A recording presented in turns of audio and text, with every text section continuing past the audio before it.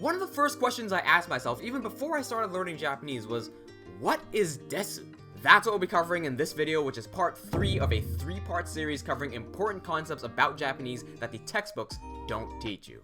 Stay tuned. What's up guys, welcome to Jozu Jules. My name is Jules, but you can call me Chafe. My goal on this channel is to share tips and tricks while studying Japanese myself to help you save time. So if that sounds like something up your alley, then subscribe and hit the bell icon so you don't miss any uploads. In order to fully grasp what I'm talking about in this video, you would want to have watched part 2 of this series first, where I cover how there are only 2 types of sentences in Japanese. We frequently hear da and desu in Japanese, but we may not really understand what that means. Some people treat it as meaning nothing or just a formality marker. But in reality, it is much more important than that. Let's talk about the copula and what the copula does. First of all, what is copula? Because copula is an alien term for most normal people.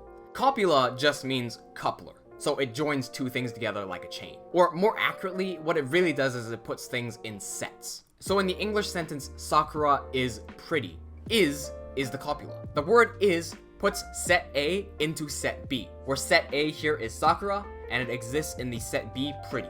Sakura exists in pretty, A is in set B. In other words, we could say that the copula means belongs in the set. Let's first understand English's copula first. English's main copula is be and its variants. English also has a lot more copulas, but we'll be focusing on this one. Be, although we could call it a copula, is actually an irregular verb with 8 different variants. It can be, am, is, are, was, being, or been.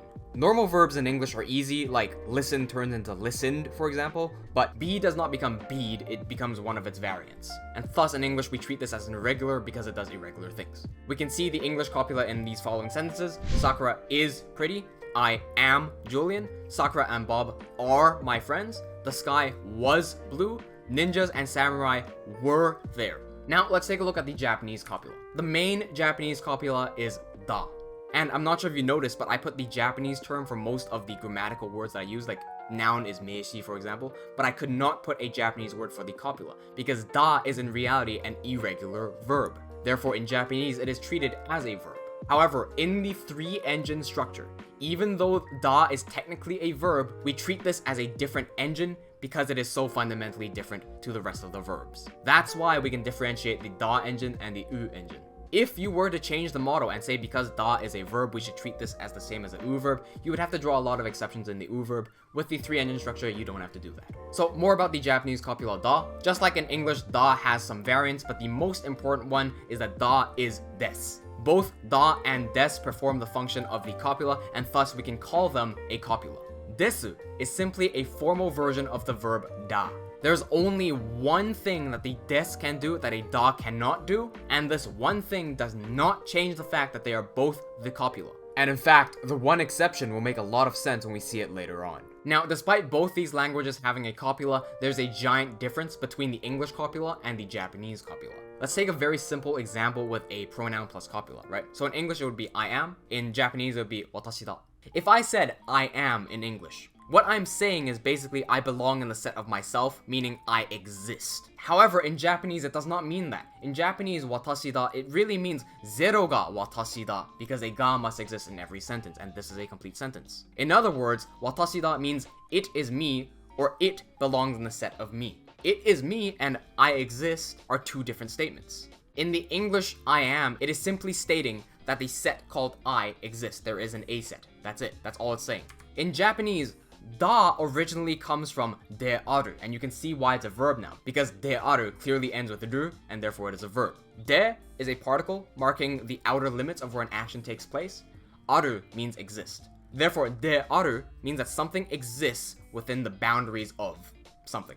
So when we say watashi da, we are really saying watashi de-aru. It exists within the boundaries of me. It belongs in the set of me. It is me. This is different than if I wanted to say I exist in Japanese, right? If I wanted to say I exist, I would have to mark myself as the subject, watashi ga, and then use the animate version of existence, which is iru, not aru. Therefore, I exist would be watashi ga iru. Let's take a look at some example sentences using the copula. Once again, we have neko ga suki da. We can see now where the is comes from, and that is from the da. That's why if we say neko ga suki, there's no is anymore there, it just becomes cat-likeable. Neko ga suki da is cat is likable. Watashi wa Nihonjin da. The wa here is marked by the girl carrying the flag because it is just a topic. It is not saying anything about anything. It is simply saying what we're talking about is me. Watashi wa, as for me, the zero ga is hidden. We use it. Nihonjin da is a Japanese person. It is a Japanese person. As for me, it is a Japanese person. Kare wa karai mono ga suki da. Kare wa is the flag topic marker. Karai mono ga. Ga marked subject. The spicy thing is marked by da. Is suki. Is likable. As for him, the spicy thing is likable. Oh, and I think it's a good point to bring this up, but there's this rhetoric going around that when using Japanese, you are unable to make a definite statement about someone else's feelings. However, I found this to be not true, and I can go into a bit more detail, but I'll save it for another video. As mentioned before, you can change the da into anything. You can change it to des, you can change it to datta, you can change it to deshita, and it will all still make sense. There's only one exception, and I touched upon this earlier when I was talking about adjectives. That is that you can put des onto an adjective sentence, but you cannot put da onto an adjective sentence. Here's the logic behind why, and it should make total sense. If we look at the bottom and I say Sakura ga wakai, we're saying Sakura is young because wakai has the da function built in. It means is young, it does not mean young. So if we add another da at the end of wakai, then we get Sakura ga wakai da, which would be something like Sakura is young or Sakura is young is. There's two is there, and the second is not necessary. The des, although it functions as the same way as da, if the da is built into wakai, how do we change wakai into formal? We can't because the da is not there. Therefore, the only way we can is to add des at the end. So despite the fact that Sakura ga wakai desu is really saying Sakura is young, or Sakura is young is, the des here functions as a formality marker and nothing else. Because there is no other way we can turn wakai formal other than to put a des afterwards. I hope you now understand the role of the copula in Japanese and how important it really is. And if you still have any confusions, then please rewatch the video or ask any questions you may have in the comment section below, where I'll try my best to answer them. Or join our Discord server where we can have a group discussion.